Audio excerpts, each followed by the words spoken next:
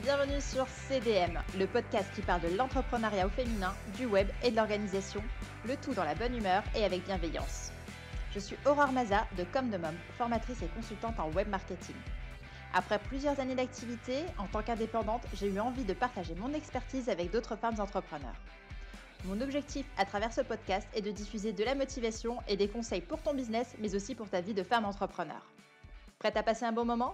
Alors, c'est parti! Hello, j'espère que vous allez bien, que vous avez la forme. Alors non, pas de panique, c'est bien moi avec ma voix cassée.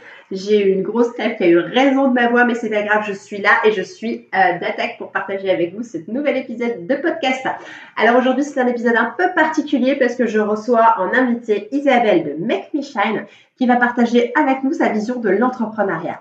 Isabelle est une femme entrepreneuse, une maman entrepreneuse expatriée à Singapour et elle aide aujourd'hui les conjoints d'expatriés à s'épanouir, à réinventer avec douceur et créativité. Vous allez voir, elle a un mindset en béton et de super valeurs qu'elle va partager avec nous dans cet épisode que je vous invite tout de suite à écouter. Bonjour à tous, je suis trop contente de vous retrouver aujourd'hui pour un nouvel épisode de podcast. Et aujourd'hui, c'est Isabelle de Make Me Shine qui est avec moi pour cet épisode. Bonjour Isabelle. Bonjour Aurore. Comment que ça va ? Écoute, ça va bien, ça va très très bien. Ouais ? Oui. Super. Je suis vraiment contente de t'avoir avec moi pour cet épisode. On va avoir l'occasion d'échanger un petit peu sur ton parcours et sur ta vie entrepreneuriale et surtout sur ta vie de maman entrepreneur. Je suis sûre que tu as plein de choses intéressantes à partager avec nous. Oui, et merci à toi aussi pour cette invitation, Aurore. Bah écoute, de rien, moi ça me fait vraiment plaisir. Je suis tombée sur ton profil Instagram et j'ai vraiment accroché avec l'énergie que tu dégages et les publications que tu fais. C'est pour ça que je me suis rapidement rapprochée de toi et je pense qu'on a vraiment quelque chose à partager ensemble et je suis ravie que tu aies accepté de venir dans mon podcast tout petit. Ah, mais écoute, il faut bien commencer par quelque part et puis ça me touche beaucoup en tout cas que tu aies en tout cas été attirée par ce que je fais aujourd'hui sur Instagram et ce que je poste. Ok, donc Isabelle, est-ce que tu peux, s'il te plaît, te présenter rapidement pour les personnes en fait qui ne te connaissent pas? Oui, donc je suis Isabelle, j'ai 41 ans et j'habite à Singapour depuis 3 ans. Je suis belge et on a décidé donc de partir avec mon mari et ma fille il y a 3 ans pour une opportunité professionnelle du côté de mon mari. Et donc nous voilà ici, hein, en Asie.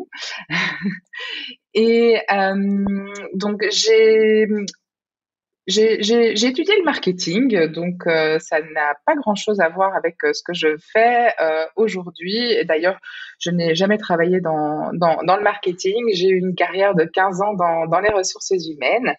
Et d'ici, enfin, quand on est arrivé à Singapour, j'ai décidé donc de me réorienter. Donc voilà. Et c'est pour ça que j'ai créé Make Me Shine. Et voilà, qu'est-ce que je pourrais te dire d'autre sur moi? Qu'est-ce que tu voudrais savoir? Eh bien, écoute, j'ai tout plein de questions. On va détailler tout ça. Juste la petite question, parce que tu me dis que tu étais dans les ressources humaines et moi, ça m'interpelle parce que j'ai fait également 10 ans dans les ressources humaines. Donc, du coup, ça m'intrigue un petit peu. Je me demandais pourquoi, en fait, tu n'as pas souhaité continuer dans ce domaine. C'était pas possible de continuer à distance en restant toujours dans les ressources humaines ou de lancer quelque chose qui soit en rapport avec les ressources humaines?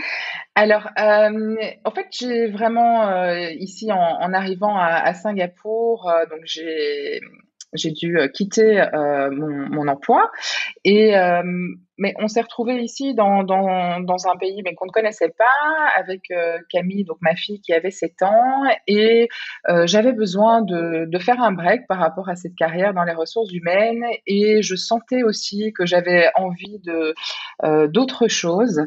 Donc, en fait, je n'ai pas du tout cherché à travailler dans les, dans les ressources humaines, même si c'est un secteur qui finalement aujourd'hui m'apporte énormément dans ce que je fais.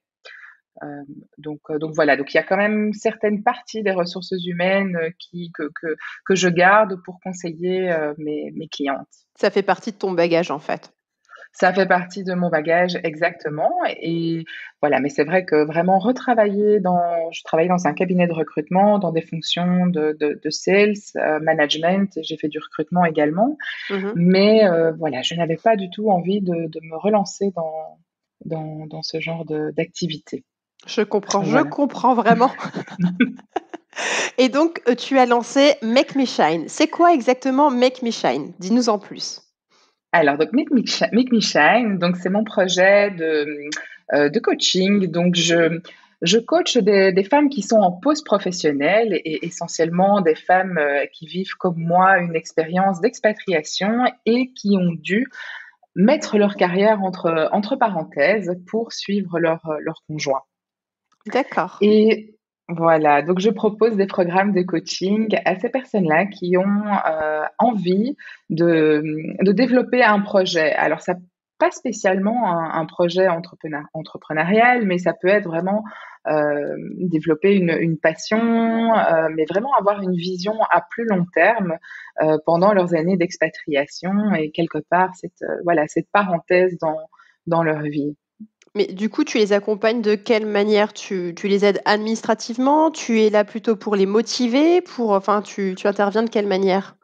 Alors, pas du tout administrativement, donc ça, n'est pas mon domaine. Donc moi, l'objectif, c'est vraiment plutôt qu'elles puissent faire de ce moment un tremplin et vraiment de voir dans chaque événement, en fait, une opportunité. Donc c'est vraiment un programme de coaching avec lequel on va développer un mindset qui va les faire avancer dans leur réflexion et vraiment pour leur permettre d'avoir une vision à long terme. Parce qu'il faut savoir que quand on met sa carrière professionnelle entre parenthèses, qu'on arrive dans un nouveau pays, qu'on doit se recréer un nouveau cercle, une nouvelle vie sociale, des repères, on, on perd en fait tous les Mmh mh. repères qu'on avait construits dans notre pays d'origine.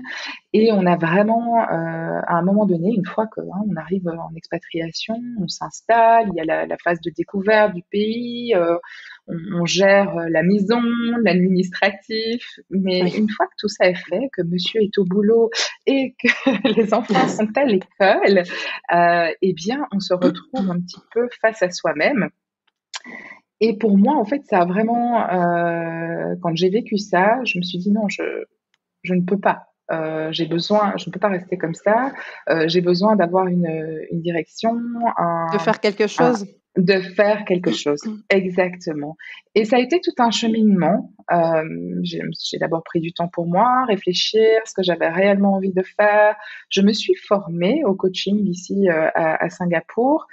Sacré challenge aussi puisque j'ai suivi la formation en anglais et j'étais J'imagine. En arrivant ici, je me débrouillais tout juste pour la vie quotidienne, donc je me suis vraiment challengée et ça m'a énormément apporté d'avoir une vision, un objectif et de me dire: «OK, moi je vais créer mon activité ici» et ça a vraiment été un chemin. Donc voilà et donc c'est ce que j'offre, ce sont des programmes de coaching en one-to-one D'accord. pour l'instant, en tout cas, et je les aide vraiment à développer leur mindset, à trouver vraiment ce qu'elles ont envie de faire de cette expatriation et euh, de vraiment qu'elles puissent au jour le jour vivre sereinement cette transition, en fait, hein, Oui, parce oui, que parce que souvent, j'imagine que ça doit pas être, évident. On peut penser au début que c'est tout bien, on arrive, on découvre un nouveau pays et tout, mais à mon avis, on a très vite le revers de la médaille et puis on se retrouve là à se demander quoi faire, pour avoir, l'impression d'être utile quand même, de faire quelque chose, je pense, non? voilà, exactement. En fait, ce qui se passe souvent, en tout cas pour les femmes expatriées qui ont laissé leur carrière, qui l'ont mis en pause, c'est vraiment une perte de sens. Puisque, en fait, je dis vraiment, on passe d'employé ou avec une activité bien précise à family manager, hein, où on gère toute la famille. Et puis, et voilà. Et donc, pour moi, il faut qu'il y ait quelque chose après, vraiment. Parce qu'une expatriation, c'est souvent aussi court terme. On reste 3 ans, 2, 3, 4 ans, voire parfois 5 ans. Mais le fait d'avoir un projet sur plus long terme, et une vision, ça aide au fait à se Mmh. raccrocher à ça et à trouver vraiment du sens et à garder une harmonie dans la famille puisqu'en fait, chacun doit retrouver sa place, Bien si sûr, je peux bien dire sûr. ça comme ça. Oui. Et comment tu as eu l'idée, en fait, de devenir coach? Alors, j'ai déjà dans mon expérience, professionnelle, donc dans les ressources humaines, j'accueillais et je coachais les nouveaux arrivants dans la structure dans laquelle je travaillais et c'était vraiment quelque chose, un job dans lequel, la partie de mon job en tout cas qui m'épanouissait et que j'aimais vraiment beaucoup et je pense pour laquelle j'apportais, de la valeur et j'avais envie en fait de faire ça à 100 de mon temps D'accord. et voilà, c'est vraiment donc j'avais déjà, touché au coaching, mais je n'avais pas les bases, et donc c'est la raison pour laquelle j'ai décidé de suivre, une formation, certifiante, pour vraiment avoir toutes les bases et les techniques, de coaching, pour guider mes clients. D'accord, et à aucun moment tu t'es dit que tu allais, simplement intégrer une entreprise et pas te mettre à ton compte? Enfin, je veux dire, qu'est-ce qui a fait que tu aies préféré te mettre à ton compte plutôt que de retrouver un emploi, on va dire, entre guillemets, «dans la normale», dans une entreprise, même si c'était en dehors des ressources humaines, vu que tu semblais plus vouloir, travailler dans ce domaine? Mmh. Alors, au fait, ça a été, comme avec, Xavier, donc on a c'était une première expatriation ici à Singapour. On a pris goût à ce style de vie et donc on a envie de continuer et pour moi, je me suis dit: «Mais en fait, l'entrepreneuriat, monter mon business, ça va me permettre de pouvoir le prendre avec moi partout». Que soit que je rentre, en Belgique ou, que j'aille dans un autre pays, je vais pouvoir transposer ce projet et le faire évoluer au fur et à mesure de nos aventures. Donc, L'avantage voilà, du travail en digital, c'est que tu l'emportes où tu veux, quand tu veux. voilà, exactement et après je me suis j'avoue qu'au tout début, quand je me suis, lancée dans la formation en coaching, je me suis vraiment dit: «Mais en fait, que je me lance dans l'entrepreneuriat ou qu'un jour parce que voilà, on ne sait pas ce que la vie, nous réserve, je décide de réintégrer, le monde du salariat et bien ce sera toujours en fait une des clés en plus pour moi, dans dans mon voilà, dans mon sac à dos, dans mon parcours avec dans mon Oui. parcours. Voilà et donc mais voilà, je me suis vraiment prise au jeu et je découvre, donc l'entrepreneuriat puisque je suis quand même une assez jeune, entrepreneuse et j'ai encore, beaucoup de choses à apprendre, mais j'y prends beaucoup de plaisir, hein, donc voilà, aujourd'hui, en tout cas, c'est pas, ou la question, de retourner Comme je dans le te salariat. comprends, comme je te Voilà, comprends. Écoute, moi, je j'ai cumulé pendant des années les 2 et en 2018, j'ai donc, quitté mon CDI et depuis, enfin, chaque jour, je me dis: «Qu'est-ce que j'ai bien fait? Mais qu'est-ce que j'ai bien fait?» Je ne me verrai plus retourner, pardon, dans une entreprise, c'est improbable. voilà et puis après, c'est vrai que, je pense qu'on a, hem quand on rentre dans l'entrepreneuriat et cette, finalement, cette façon de pouvoir, gérer, ses horaires, mais bon, voilà, je pense que c'est aussi le sujet, hein, que tu as envie d'aborder, Oui, mais de pouvoir, en tout cas, faire ses horaires, s'occuper de sa famille, si on a envie d'arrêter à 4 heures quand les enfants rentrent, on peut et si on a envie de reprendre à 21 heures, à 20 heures quand ils sont au lit, on peut. Donc c'est aussi cette flexibilité, qui est, très agréable, en tout cas, c'est un des aspects que je trouve, agréable dans l'entrepreneuriat. c'est vrai, surtout quand on est maman entrepreneur. D'ailleurs Voilà, exactement. d'ailleurs, je rebondis là-dessus. Toi, comment que tu organises, en fait, ton temps entre ta vie de famille, ta fille, ton travail? Est-ce que tu es du genre très carré? Tu as des horaires fixes pour travailler ou tu es assez souple? Alors, j'essaie vraiment de garder des horaires et de me calquer en fait sur le rythme de Camille. Donc, allez, voilà, je me lève en même temps qu'elle, on déjeune ensemble.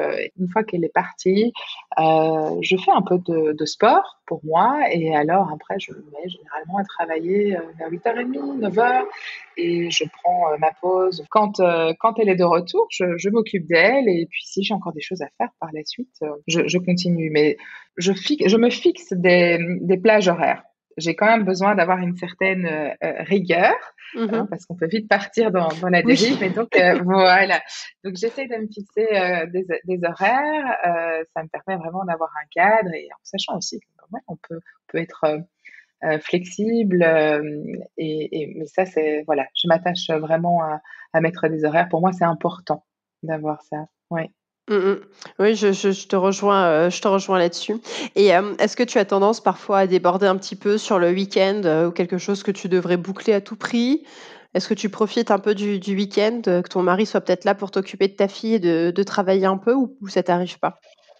Alors, j'essaye de préserver les week-ends en famille, puisque Xavier, il travaille énormément et il a des horaires vraiment assez importants. Donc, les moments en famille euh, on les privilégie.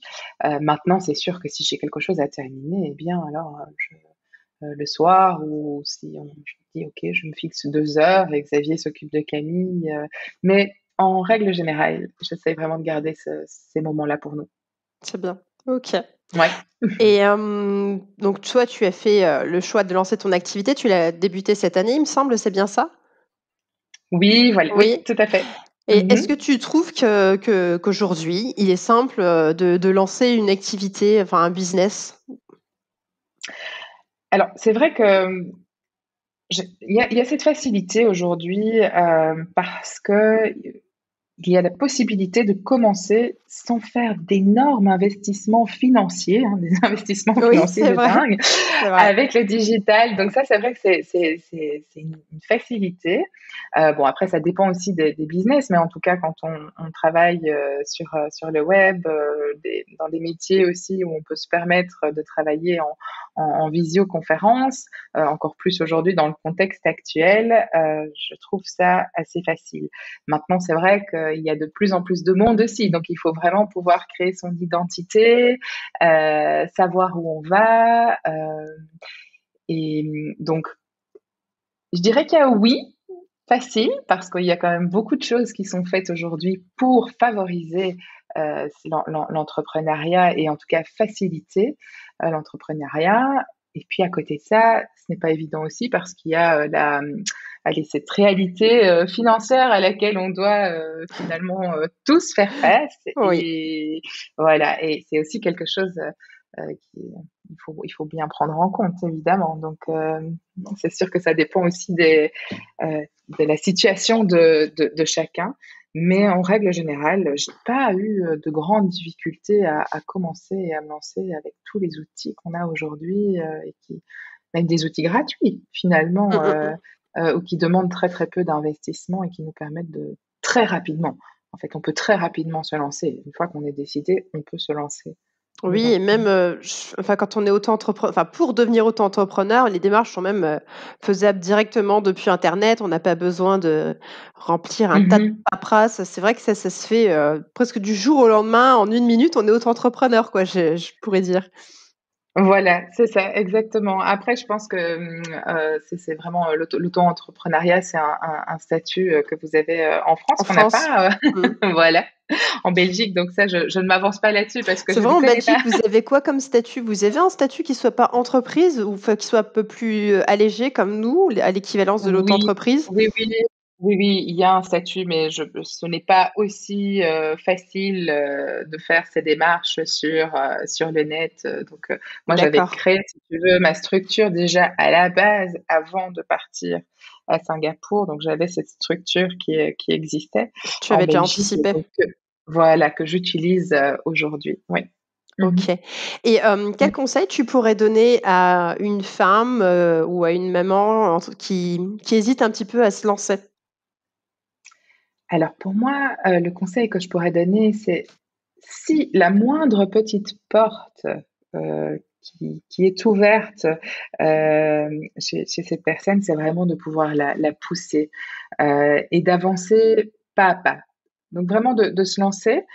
Bien évidemment, comme je disais tout à l'heure, il faut que le contexte aussi puisse s'y prêter, mais on a aussi l'occasion de pouvoir créer un projet, un side project à côté, tout en comme toi tu l'as fait de ton côté, Aurore, tu travaillais et tu as commencé ton activité. Donc je pense que si on a une idée dans laquelle on croit et qu'on a envie de se lancer dans l'entrepreneuriat, il faut pousser cette porte qui est ouverte et y aller pas à pas. Et se faire accompagner aussi si le cœur nous en dit. Il y a vraiment énormément de personnes très inspirantes qui sont là et qui peuvent nous aider dans les démarches. Donc oui, vraiment le conseil, c'est la moindre petite porte et l'envie. S'il y a cette flamme qui est là, c'est d'y aller, en tout cas, et d'oser. Oui. Mais je te rejoins totalement là-dessus. Moi, c'est quand on me demande, en fait, quand on me pose cette question, je réponds la même chose que toi. Je me dis que s'il y a quelque chose en nous, il faut essayer. Je dis toujours qu'il vaut mieux avoir des remords que des regrets. Parce que si on a cette envie, il faut essayer, comme tu disais, un peu comme moi, peut-être on y va doucement, on n'investit pas trop, on voit si ça prend pas, si ça nous plaît ou pas, mais faut pas hésiter à se lancer. Exactement. C'est vraiment un chemin et le moindre, enfin voilà, je pense que le premier pas est celui qui est, je dirais peut-être le plus difficile. Mais une fois que ce pas-là est fait, les autres s'enchaînent. Et je pense un autre conseil que je pourrais donner, c'est aussi de vraiment s'écouter et d'aller à son rythme. Voilà, et de se mettre des petits objectifs, mais aller à son rythme. Oui, très important, c'est vrai. Très joli. Aujourd'hui, pour Make Me Shine, donc moi, je t'ai trouvé sur Instagram. Est-ce que tu utilises un site internet ou tu es exclusivement sur les réseaux sociaux pour lancer ton business? Alors pour l'instant, je suis exclusivement sur les réseaux, sur Instagram, puisque j'ai décidé de mettre le focus sur Instagram et de ne pas m'éparpiller sur trop de réseaux. C'est bien. Parce que j'avoue que donc Instagram, je l'ai vraiment découvert il y a quelques mois. Je ne connaissais absolument pas. Donc je connaissais Facebook, donc sur lequel j'étais, mais plutôt d'une manière privée. Et puis en fait, je voyais Instagram et je trouvais ça. Voilà, je me suis dit, j'ai envie d'essayer. Je me suis plongée dedans. Et je me suis dit, non, je reste sur Instagram, focus sur Instagram, et j'y prends beaucoup de plaisir. À côté de ça, je suis en train de construire, de réaliser mon site internet, donc je le fais moi-même, donc ça prend un peu de temps puisque je ne suis pas... C'est pas grave, on a dit on va à son rythme, donc il n'y a pas de souci. Voilà, donc je travaille dessus et voilà, et il arrivera quand il arrivera. En tout cas, mais d'ici, voilà, parce qu'ici on est aussi dans un mouvement de changement puisque nous allons quitter Singapour, donc je dois aussi faire en fonction de mon contexte et donc j'avance à mon rythme, mais en tout cas, il arrivera bientôt. Ok, super. Et par rapport à Instagram, est-ce que tu trouves que c'est utile et que c'est facile d'utilisation pour trouver des nouveaux clients et puis lancer son activité? Alors, au fait, je trouve que donc j'ai quand même mis un petit peu de temps à comprendre comment tout ça fonctionnait et à me lancer dedans et à commencer à poster. Donc, il y a beaucoup de choses que j'ai dû j'ai cherché, j'ai regardé ce que les autres faisaient, je me suis inspirée, j'ai suivi des masterclass, des choses comme ça. Voilà, des masterclass et je trouve que maintenant que je suis dedans, c'est assez intuitif et quand on a compris toutes les petites ficelles, ça devient beaucoup plus facile. Et ce que j'apprécie énormément, c'est finalement les contacts qu'on peut avoir. Donc voilà, tu es venu vers moi et tu vois, je trouve ça vraiment très très riche aussi et de pouvoir suivre des personnes qui nous inspirent et de collaborer, de faire des alliances, d'échanger. Oui. Oui. Je sais pas quel est ton ressenti, parce que tu m'as dit que tu étais sur Facebook, mais moi je trouve que sur Instagram, c'est beaucoup plus simple d'aller vers l'autre et de rentrer en relation avec quelqu'un que sur Facebook, où j'ai l'impression que les personnes sont un peu plus froides, ont un peu plus de mal, où on envoie un message, mais c'est limite qu'est-ce que tu me veux, laisse-moi dans ma bulle. Et alors que sur Instagram, je trouve que ça se fait presque naturellement. Exactement, tu as tout à fait raison et j'en parlais justement hier, avec une amie et je trouve, c'est ce qui hésite, qui n'est pas encore sur, Instagram et qui souhaite se lancer. Je lui ai dit: «Mais je trouve vraiment que c'est comme tu l'as dit, c'est beaucoup plus facile d'échanger et d'aller vers les autres et d'aussi voilà, quand quelqu'un vient vers nous, voilà, je sais pas, il y a une atmosphère, Oui. il y a une atmosphère en effet qui est tout à fait différente et plus détendue et je trouve que sur Facebook. Tu as tout à fait raison. Je suis entièrement C'est d'accord avec toi. c'est un des mystères quand même, hein, parce que l'un et l'autre sont des réseaux sociaux. Je sais pas pourquoi ça marche mieux sur un que sur l'autre, mais ouais, c'est vraiment que sur Instagram, ça a cette particularité-là, en tout cas. Oui, ouais, tout à fait. C'est un ressenti, que j'ai aussi, que je partage avec toi. OK, et sinon, tu nous disais donc que tu étais en train de faire ton site internet, et est-ce que en dehors de ton site internet, tu as un projet en cours que tu souhaiterais peut-être partager avec nous? Alors oui, j'ai j'ai plusieurs projets, j'ai beaucoup de Il projets faut en tête. toujours avoir des projets. Voilà, j'ai beaucoup de projets en tête. Je suis, assez créative et donc parfois justement je dois aussi faire attention de bien savoir où je mets Je mon connais focus. ça, je connais ça. Mais donc aujourd'hui, mon prochain, vraiment, projet que j'aimerais développer, à partir de septembre, ou en tout cas au plus tard, début de l'année prochaine, c'est de pouvoir créer un groupe de coaching de femmes expatriées qui ont justement l'intention de développer une activité, mais vraiment des personnes qui démarrent de zéro. D'accord. Et donc voilà, oui, je voudrais vraiment créer ce groupe, et que je suivrai en fait sur une période, je pense au minimum 6 mois. Donc ce serait un petit groupe de coaching, ce serait pas ce qu'on appelle, oh je trouve plus mes mots. Un membership? C'est ça? Non, ce serait vraiment un groupe de coaching, oui. Oui, oui, D'accord, oui. Je OK. ne me suis pas du tout encore, j'avoue les memberships, voilà, je ne me suis pas encore, lancée là-dedans. Je me D'ailleurs, voilà, non, c'est vraiment pour moi le groupe de coaching en petit nombre, avec des séances, enfin des séances qui seraient espacées de quelques semaines pour voir l'évolution de chacun. Mais j'ai vraiment envie de partir de la base, donc vraiment parce que pour moi, le mindset, c'est quelque chose de très important. Comme je te disais tout à l'heure, Oui. quand on est déraciné, qu'on arrive dans un nouveau pays, qu'on a perdu ses repères, il faut vraiment, en fait, pouvoir se reconstruire, retrouver ses repères, aller rechercher ce qui nous anime.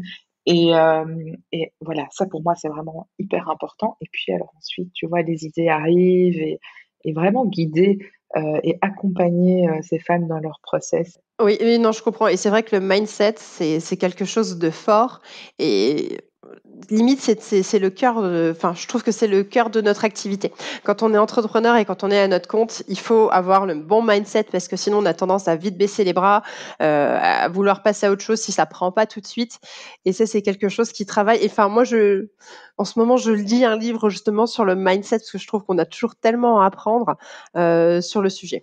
Et quel est ce livre? Tu m'as C'est Oser réussir. Je sais pas si osé. c'est un livre qui te parle?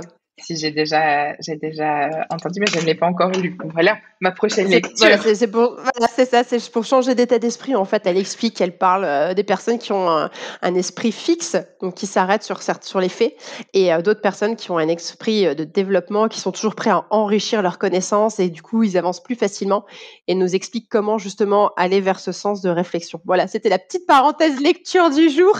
Parfait, merci.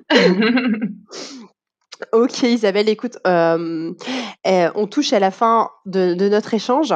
Je voudrais juste, pour être sûre d'avoir bien compris, donc si quelqu'un nous écoute et qu'elle est expatriée, peu importe, hein, bien sûr, le pays dans lequel elle se trouve, elle peut te retrouver sur Instagram, c'est bien ça? Tout à fait, oui, oui, tout à fait. Ton compte Instagram, je le mettrai dans le petit texte qui se trouve sous l'épisode du podcast, mais on l'a rappelé plusieurs fois, je pense que c'est bien rentré dans les mémoires, c'est Make Me Shine, c'est bien ça? Tout à fait, oui.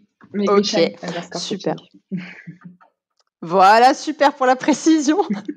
Est-ce que tu as quelque chose à rajouter, quelque chose que tu souhaiterais encore partager avec nous? Alors, Alors, ce que j'aurais envie de partager avec vous, c'est vraiment de vous lancer. Si, comme je le redisais, cette petite flamme est là, allez-y, soyez douce avec vous et bienveillante aussi, parce que c'est très, très important d'être doux avec soi et de respecter son rythme. Oui, voilà. J'adore. Je partage les mêmes valeurs que toi, j'adore. Voilà. Ok, bon bah écoute Isabelle, je te remercie encore d'avoir accepté l'invitation et puis j'espère qu'on aura l'occasion d'échanger à nouveau. En tout cas, je vais te suivre et je serai ravie de pouvoir à nouveau collaborer avec toi sur un autre épisode de podcast. Pourquoi pas parler de mindset cette fois? Avec grand plaisir, Aurore. Je te remercie beaucoup en tout cas pour cette invitation. Ça m'a fait très très plaisir de pouvoir échanger avec toi aujourd'hui. Merci. Alors à la prochaine sur Instagram. À bientôt. À bientôt.